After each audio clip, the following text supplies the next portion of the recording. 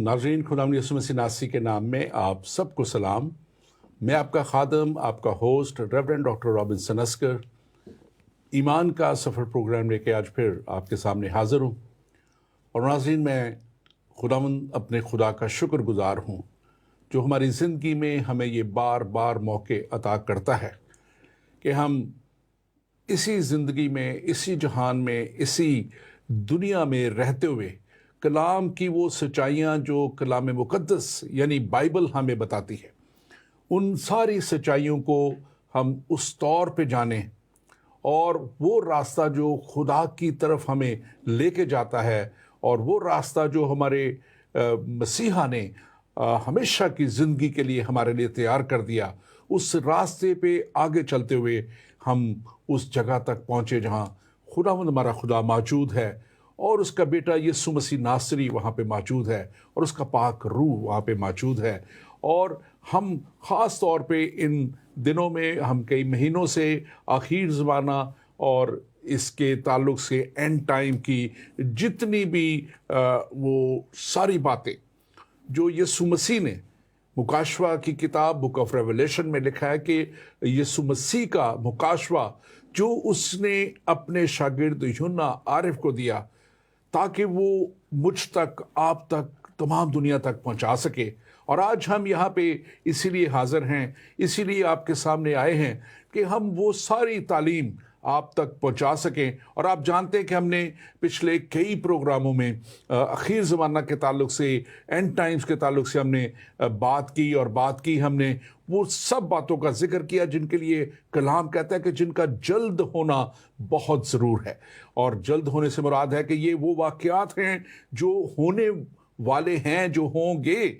अभी आजकल इस दौर में अभी नहीं हो रहे, लेकिन आइंदा दौर में, चंद सालों में, किसी भी वक्त ये वाक़यात ज़हूर पज़ीर होंगे, क्योंकि कलाम हमें बताता है कि वो सारी बातें जो उसके पेश खैमा हैं, जिनका होना उससे पहले ज़रूर है, वो इन दिनों में हम उन सब बातों को होता हुआ देख रहे हैं। हमने बहुत से प्रोग्राम पास्टर तहसीन गुल खान के साथ किए और आज हम एक उसी प्रोग्रामों के सिलसिले की जो आगे कड़ी है उसको हम जारी रखते हुए आखिर ज़माना और सफ़ेद तख्त, आखिर ज़माना और बड़ा सफ़ेद तख्त, जिसका ज़िक्र मुकाशवा की किताब उसके 20वें बाब और उसकी 10वीं आयत में और 11वीं आयत में मौजूद है। हम 11वीं आयत में मौजूद है, हम उसको हम देखेंगे और उसके ताल्लुक़ से हम आज बात करेंगे। लेकिन मैं आपको ये बात ज़रूर कहना चाहता हूँ कि कलाम की ये सच्चाइयाँ, कलाम की ये बातें, ये मन घड़त या कोई कहानी या कोई स्टोरी नहीं है, बल्कि ये उस हस्ती की, उस दुनिया में आके अपना आप उस तौर पे उन्होंने प्रूव किया और मौत और कब्र पे फतह पाके हर तरह के बड़े बड़े मोजज़ात, हर तरह के बड़े बड़े बीमारों को शिफा देके, मुर्दों तक को ज़िंदा करके यीशु मसीह ने ये बताया दुनिया को कि कुल दुनिया का इख्तियार, हर एक चीज़ के ऊपर इख्तियार उनका है। और वो इख्तियार रखने वाला शख्स, वो इख्तियार रखने वाली शख्सियत जिसको दुनिया के दूसरे मज़ाहिब भी मानते हैं, वो ये कह रहे हैं कि ये बातें, इनका होना जल्द ज़रूर है। और यीशु मसीह की दूसरी आमद के ताल्लुक़ से बहुत से मज़ाहिब और ख़ास तौर पे हमारे मुसलमान भाई से मुत्तफ़िक हैं कि यीशु मसीह फिर से आएंगे। और आज हम ख़ास तौर पे उसी सिलसिले को जारी रखते हुए, जबकि हम बिल्कुल एंड पे इस मुकाशवा की किताब पे पहुँचे हैं, हम बात करेंगे इस बड़े तख्त का जिसका लगना बहुत ज़रूर है। और मैं आज फिर से वेलकम करूँगा पास्टर तहसीन गुल खान को। Pastor Tehseen, welcome to the show. आपको हम वेलकम करते हैं। और नाज़रीन, आप जानते हैं कि पास्टर तहसीन गुल खान ने میرے ساتھ بہت سے پروگرام ہم نے مل کے کیے ہیں، اور اینڈ ٹائمز کی یہ سیریز ہے آپ کے لیے، آپ اس کو ضرور دیکھیں اور اس کو شیئر بھی کیجئے، اور جب یہ پروگرام آپ دیکھتے ہیں آپ شیئر کے بٹن کو ضرور دبائیے اور دوسرے اپنے عزیزوں کے ساتھ، دوستوں کے ساتھ گروپس میں شیئر کریں تاکہ یہ دنیا تک یہ بات پہنچے. اور ہمارے پیج ایمان کے سفر کو، فیس بک پیج کو لائک کیجئے، یوٹیوب پہ اس پیج کو لائک کیجئے، اور ہمارے زندگی ٹی وی کے اوپر بھی یہ پروگرام موجود رہے گا. بعد میں بھی آپ اس کو بعد میں بھی دیکھ سکتے ہیں، اور اس کلام کے وسیلہ سے آپ سچائی تک پہنچ سکتے ہیں. اور کلام کہتا ہے کہ تم سچائی کو جانو گے اور سچائی تمہیں آزاد کرے گی. پاسٹر تحسین گل خان، آپ یسوع مسیح منسٹری کے فاؤنڈر ہیں، بانی ہیں، اور آپ ایک اچھی خدمت لوٹن انٹرنیشنل چرچ کے ساتھ بھی، ایشین چرچ کے ساتھ بھی کر رہے ہیں. ہم آپ کے ساری خدمت کے لیے خدا کا شکر کرتے ہیں. اگر آپ اس تعلق سے کوئی بات کہنا چاہے مزید اپنے تعارف سے تو ضرور کہیے پلیز. آمین. خدا ان کا بہت شکر ہے، اور بس یہی کہنا چاہوں گا کہ یہ سچ اے پریولیج کہ خدا نے ہمیں یہ موقع دیا ہے کہ ہم مل کر یہ خدا ان کے کلام کی ان خوبصورت باتوں کو سیکھ سکیں. اور یہ بک مکاشفہ کی جو ہے وہ اتنی آسان نہیں ہے سمجھ. بہت سارے لوگوں کے لیے خاص طور پر یہ ایک دل میں خواہش رہتی ہے کہ اس کتاب کو سمجھا جائے ڈیٹیل کے ساتھ. ایون دو کہ ہمارے پاس وقت بڑا محدود ہوتا ہے، لیکن پھر بھی ہم انصاف تو نہیں کر پائے، لیکن جتنا بھی ہم کوشش کر سکے ہم نے اس کو کیا ہے. اور اس کے ایک ایک چیپٹر کو، ایک ایک ورس کو، اور ان مشکل اور مختلف سناریوز کو جو اس بک میں بتائے گئے ہیں ہم نے لوگوں کے سامنے رکھنے کی کوشش کی ہے. تو خدمت کے لیے خدا کا شکر ہے جو بھی خدا کر رہا ہے. لوٹن ایشین کرسچن فیلوشپ کو ہم رن کرتے ہیں، یسوع مسیح منسٹری کو پاکستان میں ورلڈ وائڈ میڈیا کے ذریعے جیسے بھی خدا توفیق دیتا ہے. اس کے علاوہ میں اور میری وائف دونوں ہم فل ٹائم جابس بھی کرتے ہیں آئی ٹی سیکٹر میں. تو خدا کا کام بھی فل ٹائم کرتے ہیں، اور جو دنیاوی جو سیکولر جابس ہیں وہ بھی فل ٹائم کرتے ہیں. آمین آمین. اور اب اس پروگرام میں آگے بڑھتے ہوئے تھوڑا سا ریکیپ کرتے ہوئے، ہم نے پچھلے پروگراموں میں دیکھا تھا کہ کیسے ابلیس کو 1000 سال کے لیے باندھا گیا، اور پھر 1000 سالہ بادشاہت جو ہے وہ یسوع مسیح کی اس دنیا میں ایماندار لوگوں کے لیے قائم کی گئی. اور جو ایماندار پہلے سے اٹھا لیے گئے تھے وہ جلالی بدنوں کے ساتھ مسیح یسوع کے ساتھ آئے. اور جو زمین پہ ایماندار ان 7 مصیبت کے سالوں میں جو ایماندار مسیح پہ ایمان لائے اور ایماندار بنے لوگ، اب یہ 1000 سالہ بادشاہت مسیح یسوع ان ایمانداروں کے ساتھ، جلالی بدن والوں کے ساتھ مل کے انہوں نے ان پہ کی. اور 1000 سال کے بعد لکھا ہے کلام مقدس پہ کہ ابلیس تھوڑے وقت کے لیے کھولا جائے گا. ہم نے اس پہ بھی بات کی، ہمارے پچھلے پروگراموں میں یہ بات چیت موجود ہے. لیکن اینڈ میں ہم نے دیکھا تھا اسی مکاشفہ 20واں مکاشفہ کی جو کتاب ہے، اس کے 20واں باب، بک آف ریولیشن چیپٹر 20 ورس 10. اس کو تھوڑا سا آپ ریکیپ کیجیے گا، آپ پڑھ بھی دیجیے اور اس کو تھوڑا سا بتائیے گا. یہ فائنل ڈیسٹینیشن ہے شیطان کی، ابلیس کی. بک آف ریولیشن مکاشفہ پرکاشت واقعہ چیپٹر 20 ہے، ورس 10 ہے. لکھے کہ ان کا گمراہ کرنے والا ابلیس آگ اور گندک کی اس جھیل میں ڈالا جائے گا جہاں وہ حیوان اور جھوٹا نبی بھی ہوگا، اور وہ دن رات عبدالآباد عذاب میں رہیں گے. تو ہم نے تھوڑا ٹچ کیا تھا آگ اور گندک کی جھیل، لیکن ہم نے اس کو پھر چھوڑ دیا اس بات کو، کیونکہ اب آج کا جو پروگرام ہے اس میں ہم اور ڈیٹیل میں اس کے اوپر بات کریں گے. That's a different place than hell. جہنم جو ہے اس سے یہ ایک ڈفرنٹ جو ہے وہ چیز ہے آگ اور گندک کی جھیل. یہ آخری ڈیسٹینیشن ہے تمام ایولز کی، اور جتنے بھی برائیاں ہیں، جتنے بھی برائیوں کو کرنے والے یا کروانے والے ہیں، ان سب کا یہ جو ہے یہ آخری مقام ہے. اور یہ بیسیکلی اس میں سب سے پہلے ہم نے دیکھا کہ حیوان اور اس کے ساتھ جو جھوٹا نبی تھا وہ آلریڈی 1000 سال کے شروع میں ہی ڈال دیے گئے تھے. سو وہ ان کو یعنی کہ سمجھیں کہ 1000 سال آلریڈی ہو گئے ہیں. اب شیطان کو بھی 1000 سال اور کچھ عرصہ اوپر ہو گیا ہے، اور اس کو بھی جو ہے وہ اب ڈالا ہے اس جھیل میں. یعنی کہ اس کے بعد اب شیطان جو ہے باہر نہیں نکلے گا. یہاں پر ہم نے خاص طور پہ ایک بات یہ بھی دیکھی تھی، اور تھوڑا سا نئے ویورز کے لیے بھی، کہ ابلیس کا جو چھوڑا جانا ہے وہ اس لیے بھی ہے کہ ان 1000 سالوں میں گو کہ ابلیس اس 1000 سالہ بادشاہت میں نہیں ہے، لیکن وہاں پہ کیونکہ فری ول موجود ہے جیسے باغ عدن میں تھی, تو ایمانداروں کی جو اولاد ہوگی ان میں فری ول کی وجہ سے بہت سے گمراہ ہوں گے, اور وہ اپنی مرضی پہ چلتے ہوئے, خدا کو ڈینائی کرتے ہوئے, یسوع کو ڈینائی کرتے ہوئے, وہ ان کا انکار کرتے ہوئے وہ جو ہے گناہ کریں گے. اور وہ گناہ جب کریں گے تو ظاہر ہے ان کا بھی جو ہے آگ اور گندک کی جھیل میں ڈالا جانا ضرور ہے. تو ابلیس کو چھوڑا جانا اس لیے بھی ہے کہ وہ ابلیس آئے گا اور ان کی آزمائش بھی کرے گا, اور ان کا ایک سائیڈ پہ پھر کلیئر واضح سٹینڈ بھی آئے گا, اور پھر وہ ابلیس اور اس کے جتنے بھی ہواری ساتھی رہ جائے ہوں گے ان 1000 سالوں میں بھی, ان کو بھی آگ اور گندک کی جھیل میں ان کے ساتھ ڈالا جائے گا. اب اس آگے چلتے ہوئے ہم دیکھتے ہیں یہ بڑا سفید تخت کا یہاں پہ ذکر ہے, 11ویں آیت ہے, اور یہاں پہ کلام مقدس میں لکھا ہے, پھر میں نے ایک بڑا سفید تخت اور اس کو جو اس کے اوپر بیٹھا, اس پر بیٹھا تھا دیکھا, اور جس کے سامنے سے زمین اور آسمان بھاگ گئے اور انہیں کہیں جگہ نہ ملی. اب یہ بڑا سفید تخت یہ ایک جسٹ ججمنٹ کے لیے ہے. مطلب کہ جسٹ ججمنٹ سے میری مراد اردو میں اس کو کہیں گے کہ راست عدالت کے لیے ہے, اور راست عدالت کا ہونا خدا کا عین انصاف ہے.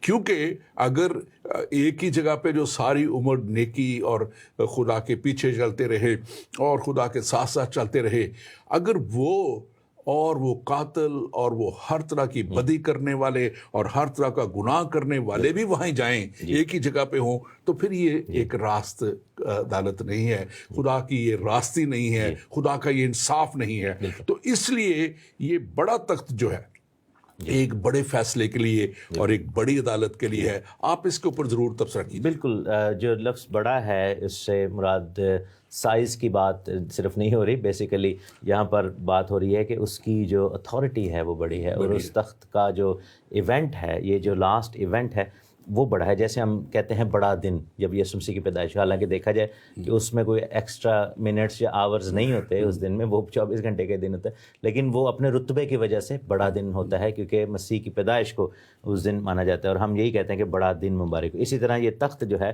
یہ بڑا اس لیے کہلایا کیونکہ یہ جو ایونٹ ہو رہا ہے یہ جتنے بھی ایونٹس پہلے گزرے ان سب سے بڑا ایونٹ ہے, کیونکہ یہ ایک فائنل ایونٹ ہے, اور اس کے بعد ایک نئی دنیا کا آغاز جو ہے ہونے لگا ہے.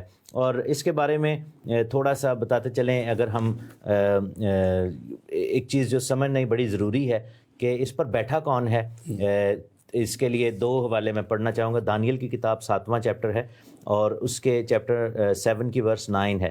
لکھا ہے کہ میرے دیکھتے ہوئے تخت لگائے گئے اور قدیم الایام بیٹھ گیا, اور اس کا لباس برف کا سا تھا, اس کے سر کے بال خالص اون کی مانند تھے, اور اس کا تخت آگ کے شعلے کی مانند تھا, اور اس کے پہیے جلتی آگ کی مانند تھے. اس کے حضور سے ایک آتشی دریا جاری تھا, ہزاروں ہزار اس کی خدمت میں حاضر تھے, اور لاکھوں لاکھ اس کے حضور کھڑے تھے.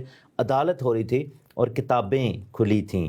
اور یہاں پر ہم دیکھتے ہیں کہ عدالت کا ذکر ہے بار بار, اور یہ عدالت کا کام کس کو دیا گیا ہے؟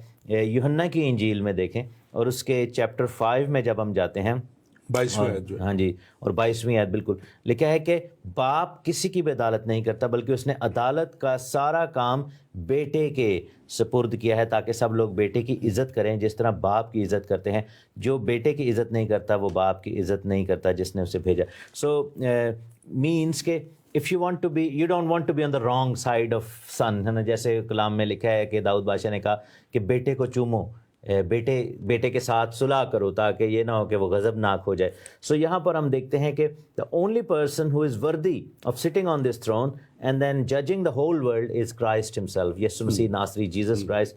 وہ ہے باپ, خدا بیٹے کی بات یہاں پر ہو رہی ہے جس کو خدا باپ کی طرف سے یہ اختیار دیا ہے. سو سب سے پہلے تو یہ ہے کہ whoever thinks کہ اگر میں مسیح کو عادل منصف خدا نہ مانوں اور کام چل جائے گا, وہ مشکل بات ہے، کیونکہ اور دانیل کہہ رہا ہے کہ صرف قدیم الایام یعنی کہ اینشنٹ آف ڈیز جو خداون کی ذات ہے، خدا جو ہے وہ تخت پر بیٹھا ہے.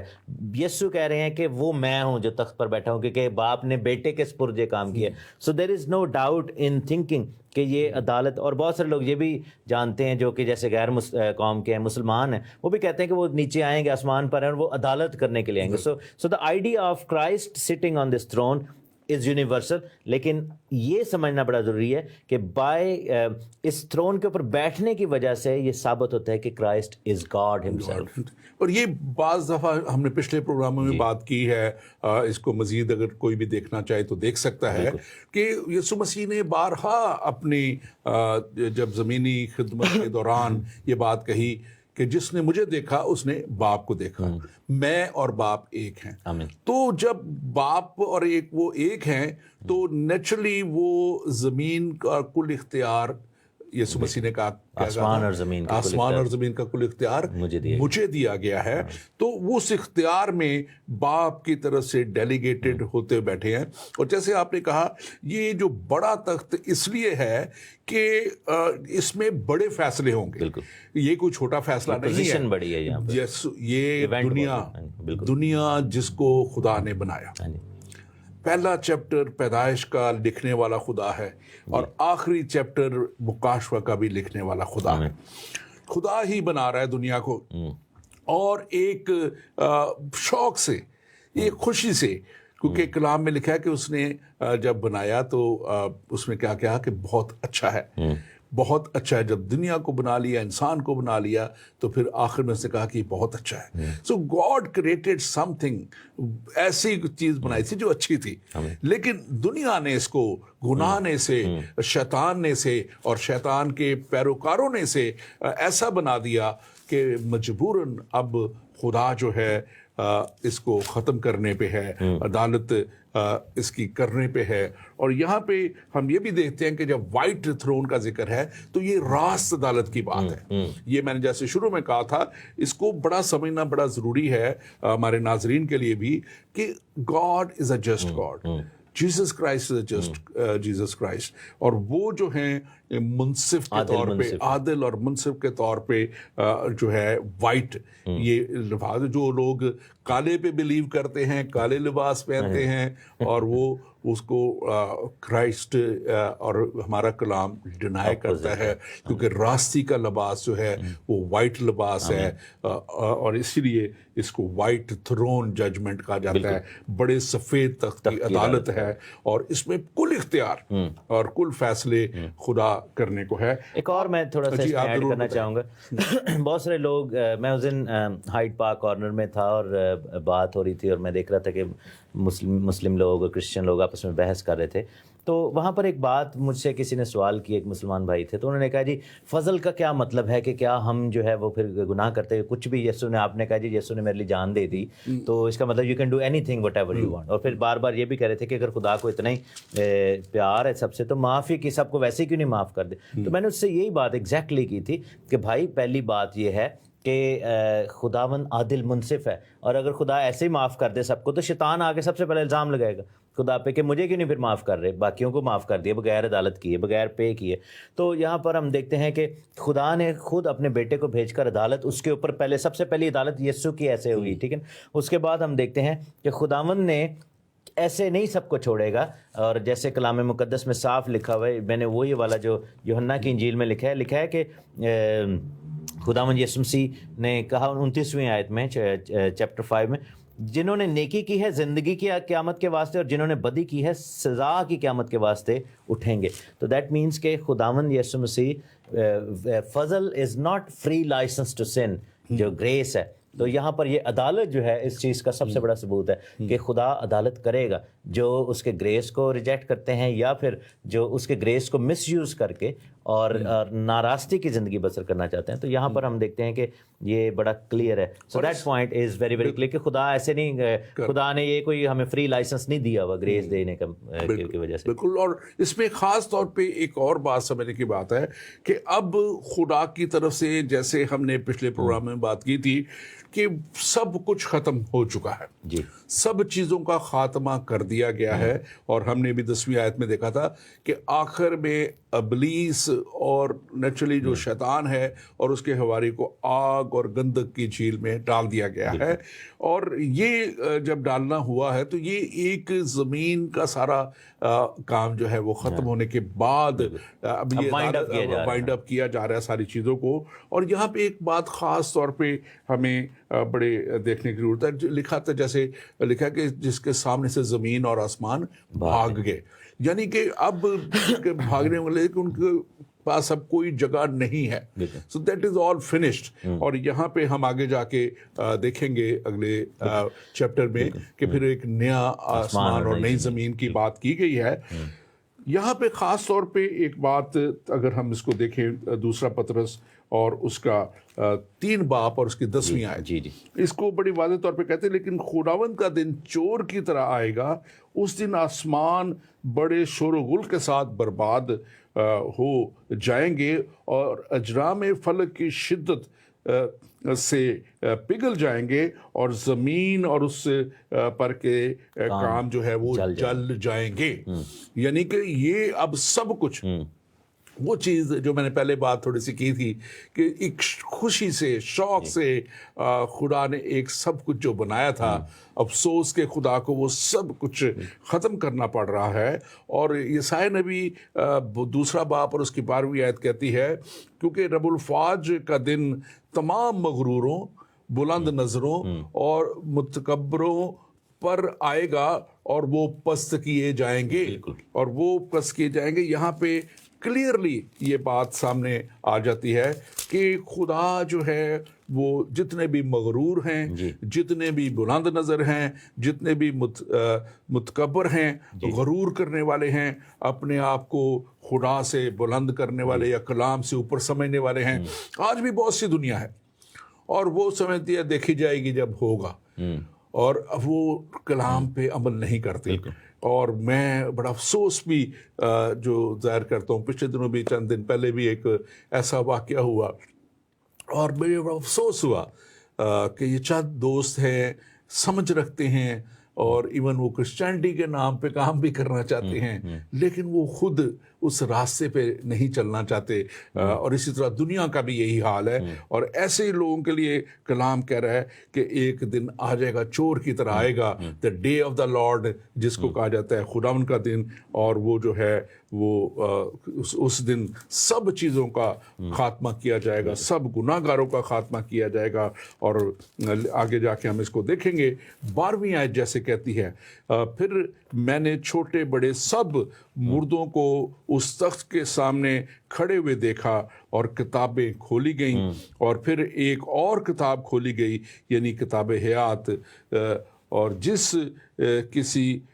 جس طرح ان کتابوں میں لکھا ہوا تھا ان کے اعمال کے مطابق ان کا انصاف کیا گیا.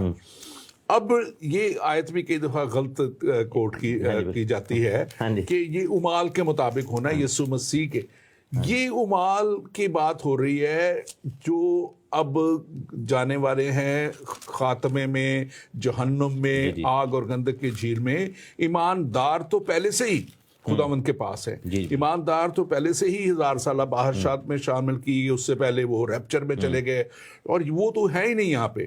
یہ بات اب ان کی ہو رہی ہے. اس کو پہلے میں کلیئر کرنا چاہ رہا تھا کہ جو غیر ایماندار ہیں جس کے لیے لکھا ہوا ہے, اگر آپ اس کو دیکھیں کہ جو تمام جو غیر نجات یافتہ, کالے کرتوت کرنے والے, خدا کے خلاف چلنے والے, نشہ کرنے والے, شرابی اور اس طرح ظلم کرنے والے, مجرم جرائم پیشہ لوگ ہیں, اور جو رشوت لینے والے ہیں, جو مسیح کا انکار کرنے والے ہیں, بلکہ اس کے پیروکاروں کو جو ہے وہ مختلف طریقوں سے نہ صرف رد کر کے بلکہ ان کے اوپر پرسیکیوٹ کرنے والے, ایسے تمام لوگ جو ہیں, یہ کلام ان کے لیے آج ہے. اور یہاں پہ لکھا ہے کہ اور تخت کے سامنے کھڑے ہوئے دیکھا اور کتابیں کھولی گئیں. بالکل. اب ان کی کتابیں کھولی گئی ہیں جو غیر ایماندار ہیں. ایمانداروں کی عدالت تو اس سفید تخت کے سامنے ہے ہی نہیں ہے. اس کو بڑا کلیئرلی سمجھنے کی ضرورت ہے. آپ اس پہ ضرور بات کیجیے. میں ضرور کرتا ہوں. اس پہ بیسیکلی لکھا ہے کتابیں کھولی گئیں. تو بہت سارے لوگوں کو یہ ریئلائز کرنا چاہیے کہ یہ کون سی کتابیں ہیں, کتنی کتابیں ہیں. ایک لکھا ہے کہ پھر ایک اور کتاب کھولی گئی, یعنی کتاب حیات, جس کو بک آف لائف کہا جاتا ہے. اور جو اسکالرز ہیں اس چیز پہ بلیو کرتے ہیں کہ ایک اور بک ہے جس کو بک آف کنڈمنیشن بھی کہا جاتا ہے, جو کہ جس کا نام کتاب حیات میں نہیں ہے. جیسے موسیٰ نبی نے بھی کہا تھا کہ اگر تو ایسے کرے گا تو میرا نام کتاب حیات سے کاٹ دینا. لیکن ایک اور کتاب ہے جس کا ذکر جو ہے وہ ہم دیکھتے ہیں کہ کلام مقدس میں مکاشفہ ریولیشن چیپٹر 13 اس کی ورس 8 میں جب ہم جائیں, چیپٹر 13 میں اور اس کی ورس 8 میں, تو لکھا ہے کہ زمین کے وہ سب رہنے والے جن کے نام اس برہ کی کتاب حیات میں نہیں. سو دیر از اندر بک جس کو برہ کی کتاب حیات کہا گیا, جو کہ ایکچوئل کتاب حیات سے تھوڑی ڈفرینٹ ہے. کیونکہ آپ یہ دیکھیں نا کہ جیسے پرانے عہد کے لوگ تھے ایماندار, ان کے نام کتاب حیات میں بہت ساروں کے لکھے ہوئے تھے, لیکن برہ کی کتاب حیات جب ہم دیکھتے ہیں تو وہ فرق وہ بک ہے. تو جو مسیح پر ایمان لاتے ہیں اور مسیح کے تھرو جو ہیں وہ مسیح آئے, ان کا جو ہے یہاں پر ایگزمپٹ کر دیا گیا. سو ایماندار جو ہیں, اور اسی لیے توبہ کر کے بپتسمہ لینا اور مسیح پر ایمان لانا کیوں ضروری ہے, کیونکہ ریولیشن میں ہی لکھا ہوا ہے, ریولیشن اس کا چیپٹر 2 ہے اور اس کی 11ویں آیت لکھا ہے کہ بلکہ 10ویں آیت سے لکھا ہے کہ جان دینے تک وفادار رہے تو میں تجھے زندگی کا تاج دوں گا. جن کے کان ہوں وہ سنیں کہ روح کلیسیاؤں سے کیا فرماتا ہے, جو غالب آئے اس کو دوسری موت سے کچھ نقصان نہ پہنچے گا. تو یہ جو عدالت ہے یہ دوسری موت ہے, سیکنڈ ڈیتھ ہے. تو people who will be believing in Christ, so یہ سمجھنا بڑا ضروری ہے کہ they are not standing in that queue. یہ جو لوگ عدالت لگی ہوئی اور لوگ کھڑے ہیں اور بار بار ایک بڑی سی کیو ہے اور آ رہے ہیں اپنا اپنا حساب لے رہے ہیں, اس میں مسیحی ایماندار جو ہیں جلالی بدن والے, کیونکہ جلالی بدن کا ملنا ہی اس چیز کا ثبوت ہے کہ ان کی عدالت ہو چکی ہوئی ہے اور وہ اب مسیح میں آ گئے ہیں. سو وہ دے آر ناٹ. اور یہاں پہ میں سمجھتا ہوں کہ ایک اور بات بڑی جو آپ بھی ابھی کہہ رہے تھے, وہ کارنر ہائیڈ پارک والی, وہ یہ بھی اس کو بڑا کلیئر مسیح پہ ایمان لا کے یہ بات نہیں ہے کہ ایمان لے آئے تو بس ٹھیک ہے. مسیح کے اوپر ایمان لانے سے مراد یہ ہے کہ اپنے گناہوں سے توبہ کرنا اور گناہوں سے باز آنا اور پھر کتاب مقدس کے مطابق اپنی زندگی گزارنا. وہ سارے کام جن کا کلام کہتا ہے کہ ہمیں کرنے ہیں اس طرح گزارنا.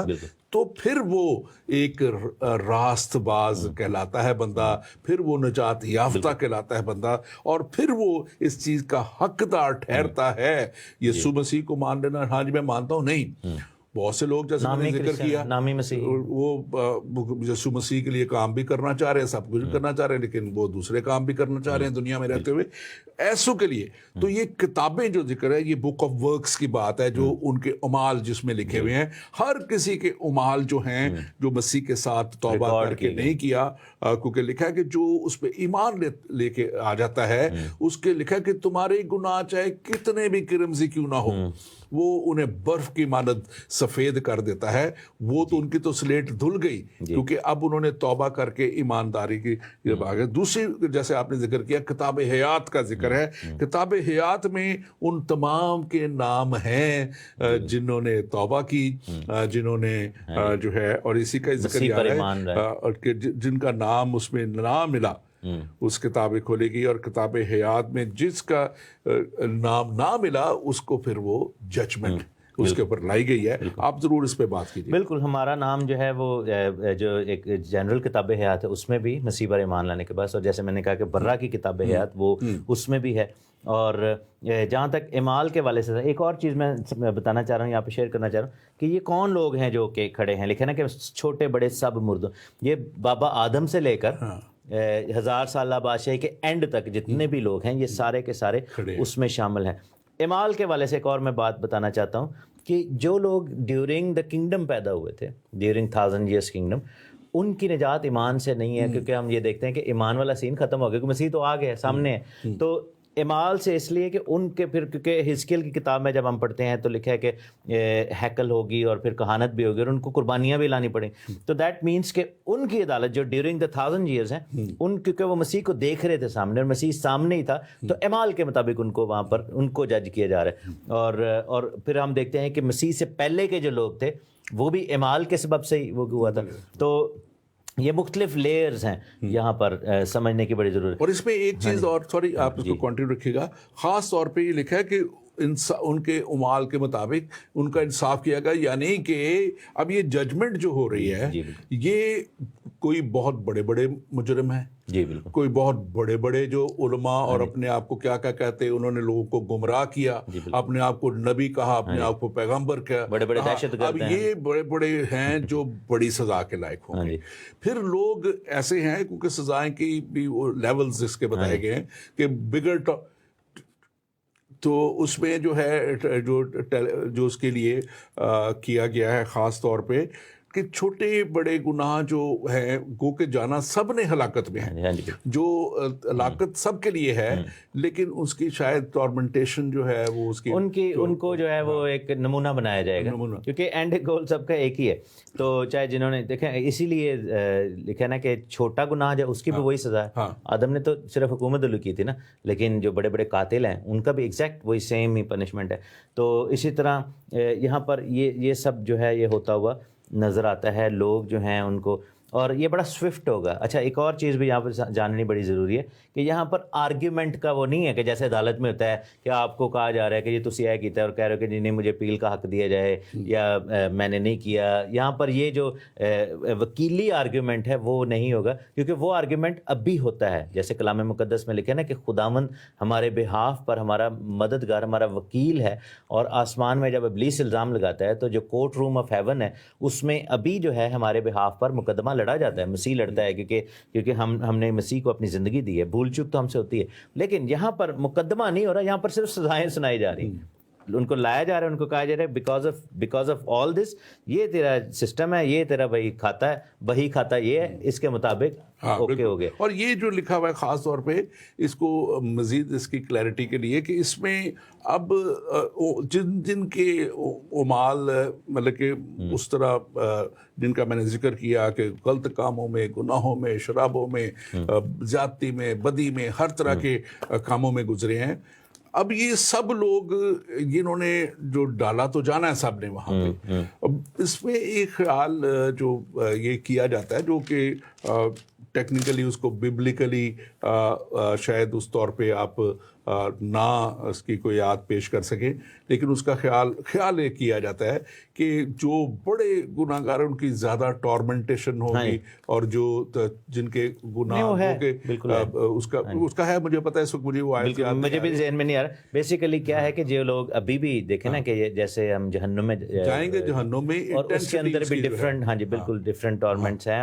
اور خاص طور پر جیسے میجر ٹارمنٹرز ہیں. متی کی انجیل میں بھی اس کا ذکر ہے, میرے ذہن میں ایک دم حوالہ ہے کہ اس نے لکھا ہے کہ ان کو ٹارمنٹرز کے حوالے کر دیے جو گناہ جو معاف نہ کر سکا تھا.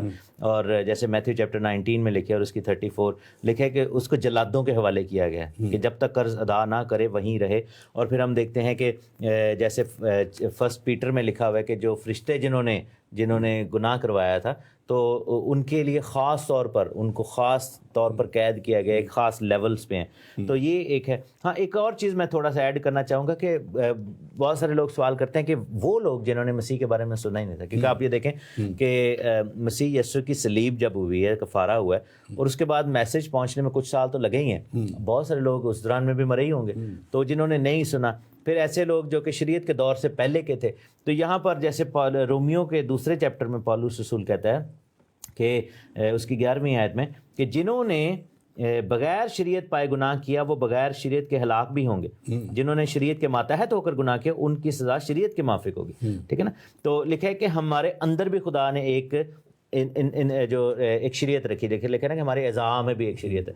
تو ایک بائی نیچر ہمیں نیکی کی رغبت دی گئی. اب بہت سارے لوگ جو ہیں جو کہ جنگلوں میں جیسے رہتے ہیں, مثلا آدم خور قبیلے ہیں یا افریقی، اب وہاں پہ نہ شریعت پہنچی، نہ مسیحیت پہنچی، نہ کلام پہنچا، اب ان کا انصاف کیسے ہوگا؟ لیکن ایک انسانیت کے اندر بھی خدا نے رکھی ہے. سو اسی لیے یہاں پر اعمال کا ذکر ہے، کیونکہ بہت سارے لوگ ایسے بھی ہیں جن کو شریعت بھی نہیں پہنچی یا مسیح کا پیغام بھی نہیں تھا، لیکن ان کی زندگیاں ایسی تھیں کہ انہوں نے نیکی کر کے، اور اس میں کچھ لوگ بچیں گے بھی. سو یہ میں بتانا چاہ رہا ہوں کہ یہ نہیں کہ ہر بندہ ہی ادھر چلا جائے گا.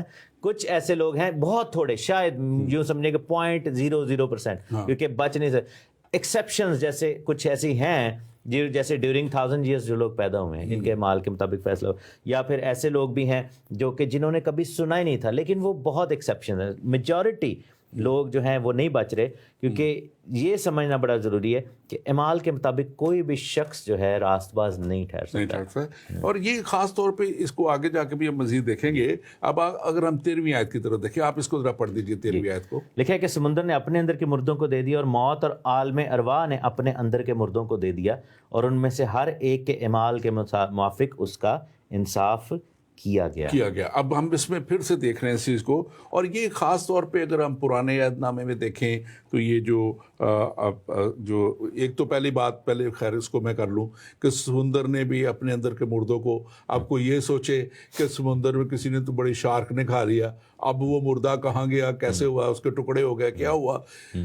God has all the authority, all the power, all the creation. اور وہ پھر سے اسی فارم میں آئیں گے، اسی فارم میں آئیں گے، چاہے وہ کسی طرح بھی، چاہے جہاز، ہوائی جہاز میں پرکھڑے اڑ گئے اور چھوٹے چھوٹے ٹکڑے ہو گئے، ملے ہی نہیں آج. نہیں، ابھی یہ بہت بڑے ٹیررسٹ ہے اسامہ بن لادن، اس کی لاش کے سمندر میں ڈال دیا تو. لیکن جب خدا آرڈر کرے گا بنے گا تو وہ اپنی صورت میں واپس آئیں گے.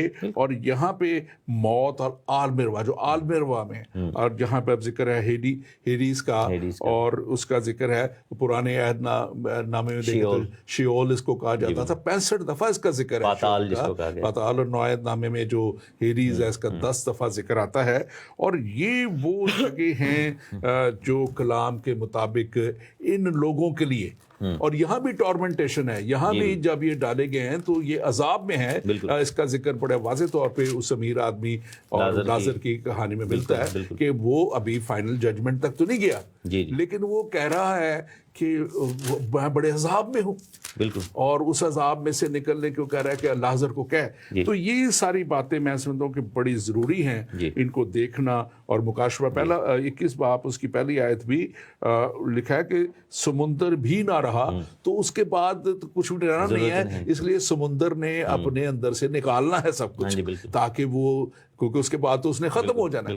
تو یہ بڑا ضروری ہے. آپ اس پہ بات بالکل، اس کافی یہ ڈیٹیل ہے، اس ایک ورس پہ میرا خیال پورا پروگرام ہو سکتا ہے. تو ہاں جی، میں ضرور بتاؤں گا. اب جیسے ہندو جو ہمارے بہن بھائی ہیں یا کچھ اور مذاہب ہے، وہ یہ بلیو کرتے ہیں کہ آواگون کا سسٹم ہے، کہ ری انکارنیشن ہو جائے گی. وہ باڈی کو جلا جلو دیتے ہیں اور کہتے ہیں جی اس کا فائدہ کوئی نہیں، کیونکہ یہ کوئی اور بدن لے کر آئے گا. اور وہ سمندر میں بہاتے ہیں اور دریاؤں میں بہاتے ہیں. آپ کو پتہ ہے گنگا میں یا کسی واٹر میں جا کے پانی کے اندر وہ راکھ ڈال دیتے ہیں، لیکن وہ سارے بھی آئیں گے، چاہے وہ راکھ بھی بندہ کی ہو. جیسے آپ نے کہا نا کہ جہاز غرق ہو گئے، پرکھ چڑھ گئی.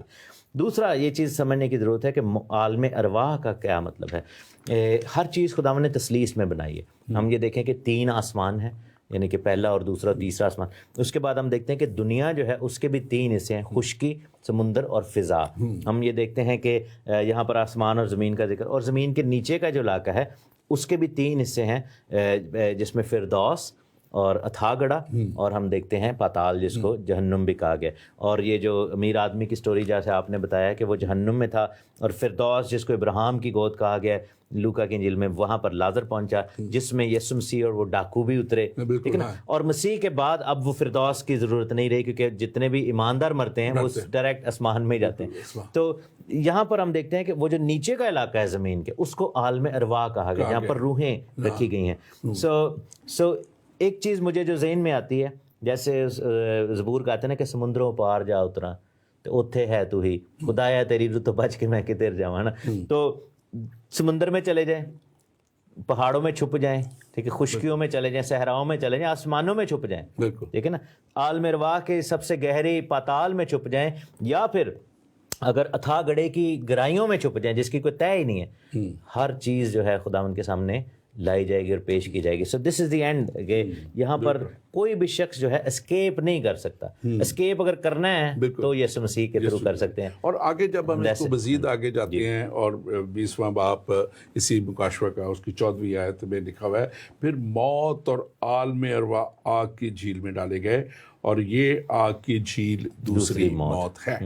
اب یعنی کہ ایوری تھنگ ایون موت کو بھی اور عالم ارواح کو بھی ان سب چیزوں کو کیا کیا ہے اس آگ کی جھیل میں. وہ کتنی بڑی ہوگی آگ کی جھیل. اور یہ خدا کی قدرت ہے, خدا کا انتظام ہے کہ وہ اب سب چیزوں کو جو کچھ بھی بنا, جو کچھ بھی وجود میں آیا, وہ سب کچھ ختم کر رہا ہے. کیوں کر رہا ہے؟ کیونکہ اگلی پروگرام میں ہم دیکھیں گے پھر وہ ایک نیا آسمان رینیوڈ اور ایک نئی زمین اور نیا یروشلم کا ذکر ہے وہاں پہ, اور وہ ایماندار اور خدا اور اس کے فرشتوں کا ذکر ہے, اس کے لوگوں کا ذکر ہے. اس پہ ہم بات کریں گے, لیکن یہاں پہ آپ اس کو ضرور تھوڑا سا مزید ایکسپلین کیجیے. بالکل موت کے حوالے سے ضرور بتانا چاہیے, کیونکہ ایک چیز سمجھنے کی ضرورت ہے کہ اب یہ دیکھیں کہ بلینز آف پیپل اس آگ اور گندگی جھیل میں جائیں گے, ٹھیک ہے نا, کیونکہ اس کی جو فوجیں تھیں وہ کروڑوں میں تو تھیں, 20 کروڑ کا تو ذکر ہی ہے. پھر آپ دیکھیں کہ آدم سے لے کر آخرت تک بلینز آف, ابھی 7 بلین لوگ ہیں دنیا میں, تو ہر بندے نے تو بچنا بھی نہیں, ٹھیک ہے, تو بلینز آف وہ ہیں. پھر آپ یہ دیکھیں کہ زمین اور دنیا کے نیچے کا علاقہ کتنا بڑا ہے, اور وہ اتھا گڑھا پورا جس میں ڈیمنز ہیں اس کو بھی ادھر ڈال دی. دیٹ مینس کہ ساری ڈیمنز بھی اس میں جا رہی ہیں کیونکہ اتھا گڑھے کے باسی ہیں نا وہ. پھر ہم دیکھتے ہیں کہ جہنم کا جو ایریا ہے, بہت سارے لوگ جو آگ کی جھیل کو جہنم سمجھتے ہیں, یہ فرق چیز ہے. جہنم بھی کو بھی آگ کی جھیل میں ڈالا جائے گا. اور ہیڈیز جو ہے, ہیڈیز کا جو بادشاہ ہے اپولیون, ابدون اور یہ سب کو جو تھے وہ, اور آخرت میں ایک اور بڑا دشمن ہے جس کو موت کہا گیا ہے, اس کو بھی ڈالا جائے گا. اور یہ بات جو ہے وہ پہلا کرنتھیوں 15ویں باب میں بڑی کلیئرلی جو ہے وہ پولس رسول بتاتے ہیں. اس کے ہم 25ویں آیت میں بلکہ 24ویں آیت میں لکھا ہے کہ اس کے بعد آخرت ہوگی. پہلا کرنتھیوں 15واں باب اور 24ویں, اور اس وقت وہ ساری حکومت اور سارا اختیار اور قدرت نیست کر کے بادشاہی کو خدا یعنی باپ کے حوالے کر دے گا. یعنی یسوع مسیح کی بات ہو رہی کہ جب تک وہ سب دشمنوں کو اپنے پاؤں تلے نہ لے آئے اس کو بادشاہی کرنا ضرور ہے.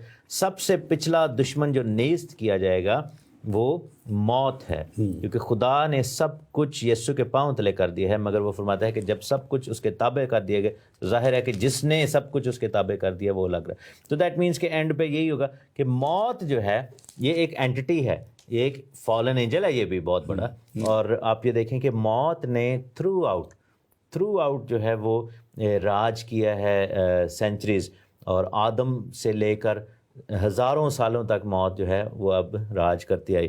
ایک اور چیز جو سمجھنے کی یہاں پر ضرورت ہے وہ یہ ہے کہ شیطان جو لوگ سمجھتے ہیں کہ جو ڈیول ہے, فالن اینجل جو ہے, لوسیفر جو ہے ڈیول ہے, وہ شاید سب سے بڑا ایڈورسری ہے, یہ سب سے بڑا فالن اینجل ہے, دشمن ہے.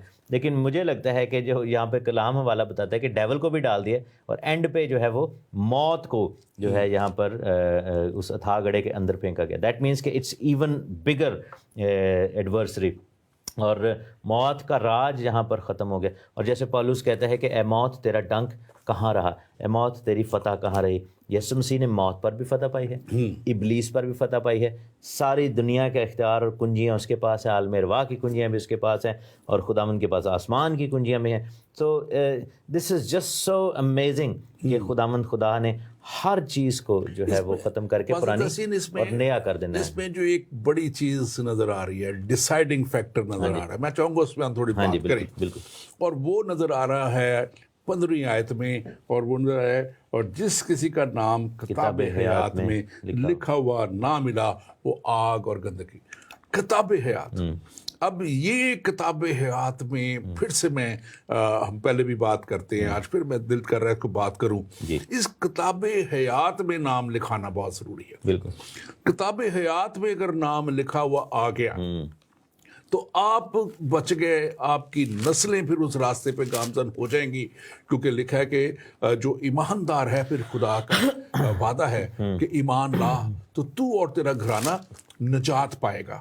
تو یہ میں سمجھتا ہوں کہ کتاب حیات کے لیے ایمان لانا اور اس میں نام لکھانے کے لیے کتاب حیات میں یسوع مسیح پر ایمان لانا، اس کے کامل اور کافی کفارے پہ ایمان لانا، اس بات پہ ایمان لے آنا کہ خدا دنیا سے محبت کرتا ہے، خدا محبت کا خدا ہے، خدا انصاف کا خدا ہے، ہی از اے جسٹ گاڈ، لونگ گاڈ، اور اسی نے اسی پیار میں، اسی محبت میں اپنے بیٹے یسوع کو بھیجا تاکہ جو کوئی اس پر ایمان لائے ہلاک نہ ہو بلکہ ہمیشہ کی زندگی پائے۔ تو یہ ہمیشہ کی زندگی جو ہے یہ کتاب حیات میں نام لکھانے کا وہ وجہ بن جاتی ہے، ذریعہ بن جاتی ہے، وہ کہتے ہیں نا مینز آف کمیونیکیشن بن جاتی ہے، راستہ بن جاتی ہے کہ اس پہ جب کوئی انسان چل پڑتا ہے اور یسوع مسیح پہ ایمان لیتا ہے کہ یہی وہ خدا کا برہ ہے جس کے وسیلہ سے دنیا پہ فضل ہوا، دنیا پہ رحم ہو گیا، اور خدا نے وہ انتظام کر دیا کہ وہ ہلاکت سے بچ جائیں۔ یہ وہ راستہ ہے جس پہ چل کے آگ اور گندک کی جھیل میں ڈالے جانے سے بچا جا سکتا ہے۔ آپ اس پہ ضرور بات کیجیے۔ یسوع نے کہا کہ راہ، حق اور زندگی میں ہوں، اور کوئی بھی شخص میرے وسیلے کے بغیر جو ہے وہ باپ کے پاس نہیں جا سکتا۔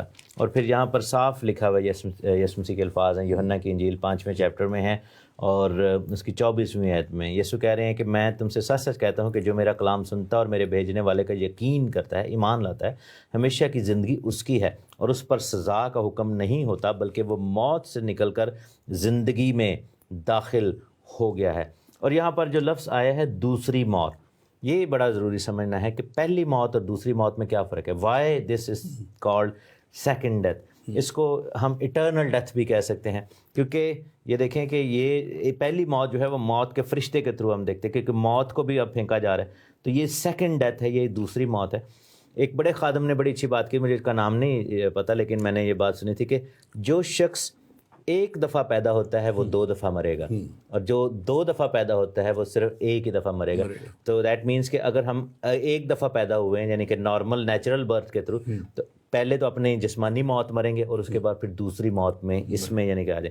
لیکن اگر ہم 2 دفعہ پیدا ہو گئے یعنی کہ اپنے ماں کے پیٹ سے اور پھر ہم نئے سرے سے، تو پھر ہم روحانی طور پہ روحانی پیدائش، یہ بات اسپرچولی دیکھنا بڑی ضروری ہے، کیونکہ ہمارے بہت سے لوگ جو ہیں، اور جیسے نیکودیمس نے کہا تھا کیا انسان اپنی ماں کے پیٹ میں دوبارہ گھس سے، تو وہ اسپرچل جب کیسے ہوتے ہیں، جب ہم توبہ کر کے بپتسمہ لیتے ہیں، پانی میں جاتے ہیں اور پانی سے باہر آتے ہیں، جس طرح اپنی ماں کے پیٹ میں ہم پانی کے اندر تھے، وہاں پہ پانی ہی تھا، اور وہ سمجھیں کہ وہی ہم ریکریٹ کرتے ہیں، اور ہم خداوند یسوع مسیح میں 2 دفعہ جب پیدا ہوتے ہیں یعنی کہ جسمانی طور پر اور پھر روحانی طور پر، تو پھر جو ایک نارمل ڈیتھ ہے وہی ہم سفر کریں گے جو ایک ساری دنیا پر آنی ہے، لیکن دوسری موت کا ہم پر کچھ اختیار نہیں ہوگا۔ اور یہ بڑا سیریس ہے کیونکہ اس کے بعد کچھ بھی نہیں ہے ان لوگوں کے لیے، ایوری تھنگ از فنشڈ، لیکن جو ایماندار ہیں اس کے لیے ایک نیا آغاز ہے، نیا آغاز ہے، اور ان لمیٹڈ آغاز ہے، اس کی ابدیت، اس کا کوئی اینڈ نہیں ہے، بالکل وہ ایک نئی زندگی میں شامل ہو کے، جو آگے ہم دیکھیں گے اگلے پروگرام میں، کہ وہ ایک نئے آسمان اور نئی زمین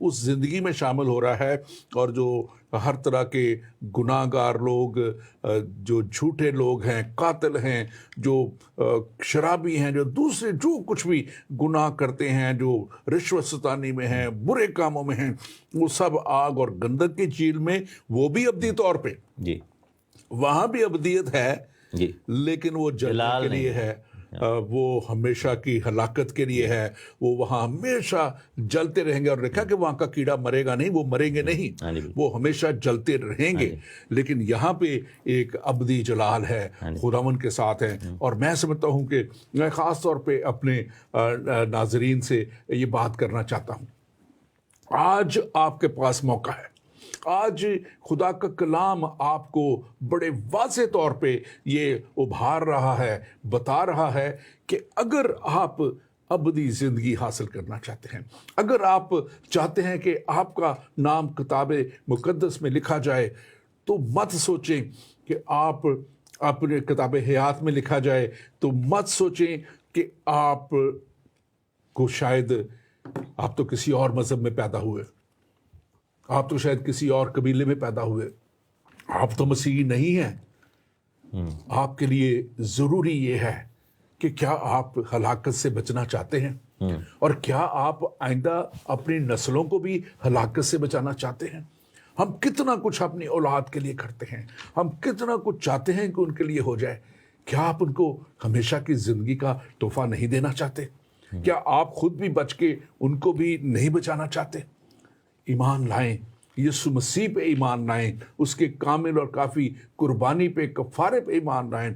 हम सब चीज़ों पे ईमान ले आते हैं कि वो बड़े बड़े मोर्जे करते थे, वो बड़े बड़े काम करते थे, वो पानियों पे चलते भी थे, चलाते भी थे, वो तूफानों को भी रोक देते थे, वो अब्दी हलाकत से बचाते और मुर्दों को जिंदा करते थे। हम सब ये बातों पे ईमान रखते हैं। तो क्या इस बात पे ईमान नहीं रखना चाहते जो मुकाशवा की किताब और पूरी ये बाइबल बताती है कि हमें हलाकत से बचने के लिए यीशु मसीह के पीछे चलना है? इस बात पे क्यों हम रुक जाते हैं? इस बंधन को तोड़ें और आगे बढ़ने के लिए यीशु मसीह को कबूल करें।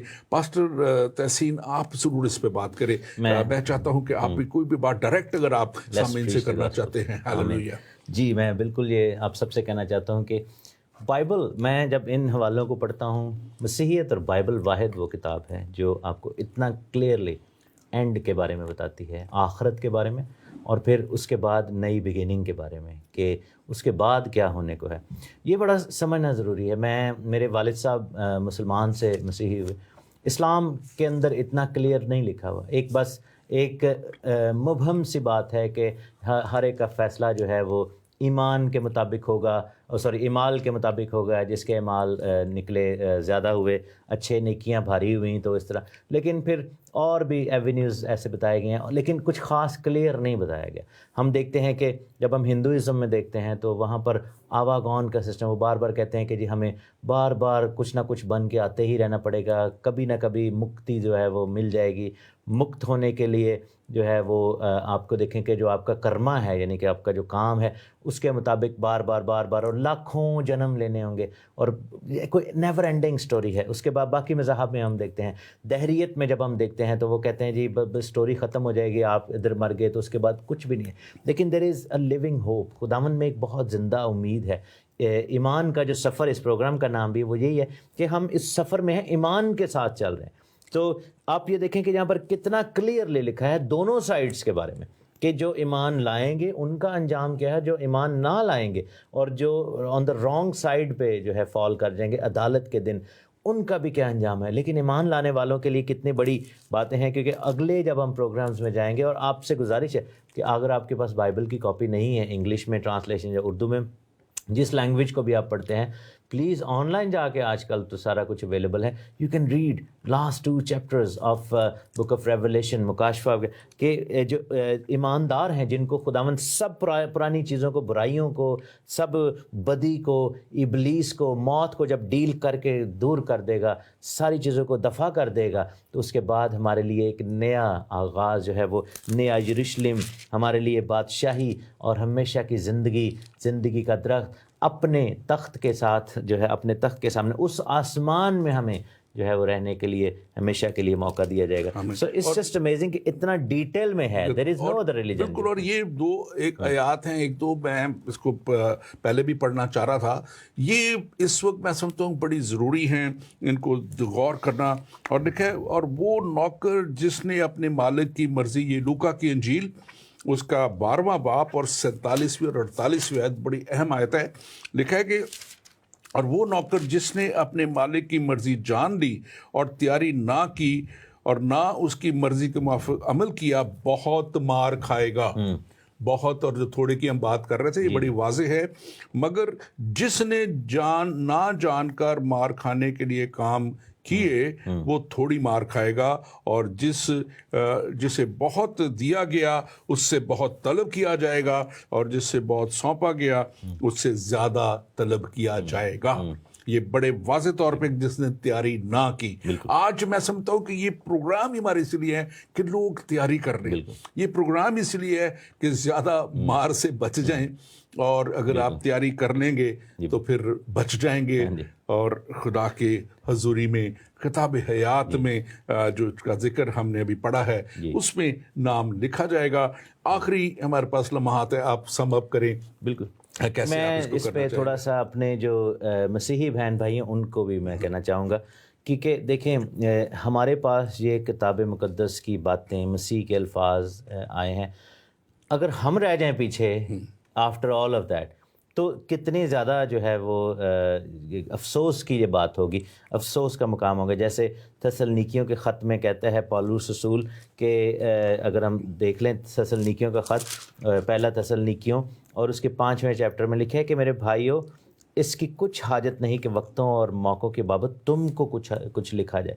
لکھا ہے کہ وہ دن چور کی طرح آئے گا، لیکن آگے جا کر کہتا ہے کہ وہ دن تمہارے اوپر چور کی طرح نہیں آنا چاہیے، because we understand these things. لیکن بہت سارے ایسے بھی ہم مسیحی بہن بھائی ہیں جو کہ نامی مسیحیت میں رہتے ہیں، اور ہم صرف اس لیے مسیحی کہلاتے ہیں کہ ہمارے باپ دادا مسیحیت میں تھے یا چرچ گورز تھے، اور ذاتی تعلق مسیح کے ساتھ کوئی نہیں ہے. So that is a problem as well. So یہ جو عدالت ہے یہ سب کے لیے یکساں ہوگی، چاہے کوئی غیر قوم میں سے اور آؤٹ رائٹ مسیح کو ریجیکٹ کرتا ہو، یا پھر مسیحیت میں رہ کر مسیح کے ساتھ کوئی تعلق نہ رکھتا ہو اور نجات یافتہ نہ ہو، چاہے جتنا مرضی کہہ لے کہ میں مسیحی ہوں، پیدائشی مسیح، جو کہ غلط ایک کانسیپٹ ہے. لوگ سمجھتے ہیں کہ جی میں پیدائشی مسیحی ہوں. دیر از نو بڈی بورن کرسچن ہونا، کوئی ایسے there is nothing like that. Bible کی تعلیم نہیں. بورن اگین کرسچن ہوتا ہے، بورن کرسچن نہیں ہوتا. پیدائشی کوئی بندہ کرسچن نہیں ہوتا. پیدائشی مسیحی گھرانے میں ہم ضرور پیدا ہوئے ہیں، لیکن ہم جو ہے اب ہمارے باپ کے خون کی وجہ سے مسیحی نہیں ہے. اور وہ بات بڑی خوبصورت ہے کہ خدا کے کوئی وہ کہتے ہیں گرینڈ کڈز نہیں ہیں، گرینڈ چلڈرن نہیں ہے، اس کے چلڈرن ہیں. خدا کے بچے بن جانا وہ بڑے واضح طور پہ کلام پاتا ہے. بالکل، یہ تیاری سب کے لیے، چاہے مسیحی ہیں، پوتیوں کا کوئی ذکر نہیں ہے. Thank you very much pastor Yasin, God bless you, اور خداوند آپ کے ساتھ ہو. اور ناظرین، ایک کہانی، سچی کہانی امریکہ کی ہے، میں آپ تک وہ پہنچانا چاہتا ہوں. ایک کرمنل تھا، مجرم شخص تھا، مجرمانہ کام کرتا تھا، اور وہ بہت دفعہ پکڑا جاتا رہا. اور جب بھی وہ پکڑا جاتا رہا، اس کا ایک وکیل تھا، اور وہ وکیل اس کی جو ہے بیل کرا دیتا، اور پھر اس کا مقدمہ لڑتا، اور پھر وہ چھوٹ جاتا.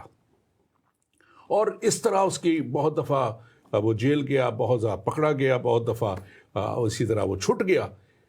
اور ایک وقت آیا کہ وہی وکیل اس کا جج، وکیل جو تھا وہ جج بن گیا. اور یہی جو مجرم تھا یہ پھر سے پکڑا گیا، اور پھر سے جب وہ جج کے سامنے پیش کیا گیا تو ایک دم اس کا چہرہ کھل اٹھا. کہنے لگا، آپ تو میرے وکیل رہے ہیں، آپ تو مجھے بہت دفعہ آپ نے مجھے بچایا ہے، آپ نے مجھے بہت دفعہ چھڑایا ہے، آج بھی مجھے بچائیے، آج بھی مجھے چھڑائیے. اس جج نے کہا کہ میں اس وقت ایک وکیل تھا اور میں تمہاری وکالت کرتا تھا. اب میں منصف کی کرسی پہ بیٹھا ہوں، میں عدالت کے لیے بیٹھا ہوں. اب میرا کام عدالت کرنا ہے. یہ سفید تخت، یہ بڑا سفید تخت، یسوع مسیح اس پہ بیٹھے ہیں. وہ جب تک اس دنیا میں ہم ہیں وہ ہمارے لیے باپ سے شفاعت کرتے ہیں. جب تک ہم اس کلام کے مطابق اس کے پاس آ جاتے ہیں تو وہ باپ سے کہتے ہیں کہ اس کو معاف کر دے اور اس کو پھر سے موقع دے دے.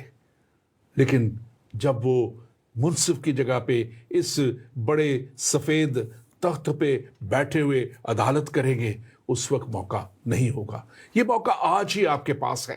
آپ اس کے پاس آ جائیں، اور وہ آپ کا وکیل، آپ کے جب وہ جج کی سیٹ پہ ہوگا تو اس وقت آپ اس کے ساتھ ہوں گے. لکھا ہے کلام مقدس میں کہ تم فرشتوں کی مانند ہوگے، بلکہ فرشتوں کا بھی انصاف کرو گے. آپ انصاف کرنے والوں میں شامل ہو جائیں گے، مجرموں میں شامل نہیں ہوں گے. آج موقع ہے، آج وقت ہے، اور آج خداوند آپ کو کہہ رہا ہے، اے میرے بیٹے، اے میری بیٹی، میرے پاس لوٹا، کیونکہ میں نے تیرا فدیہ دیا ہے. یسوع مسیح یہ کہتے ہیں، اور یسوع مسیح آج بھی آپ کو بلاتے ہیں، آج بھی آپ کو کہتے ہیں کہ میرے پیچھے چلے آؤ، کیونکہ میں نے تمہارا فدیہ دیا ہے.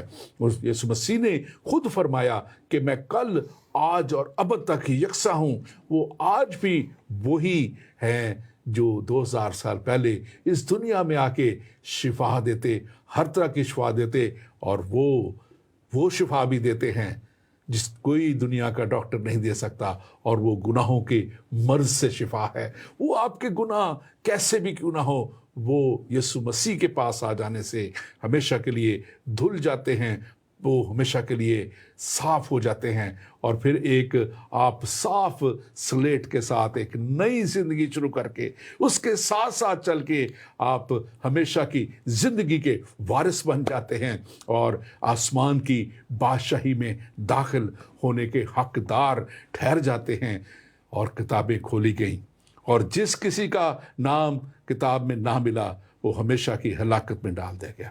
خداوند آپ کو اس ہلاکت سے بچائے، اور خداوند آپ کے ساتھ ہو، آمین۔ آمین۔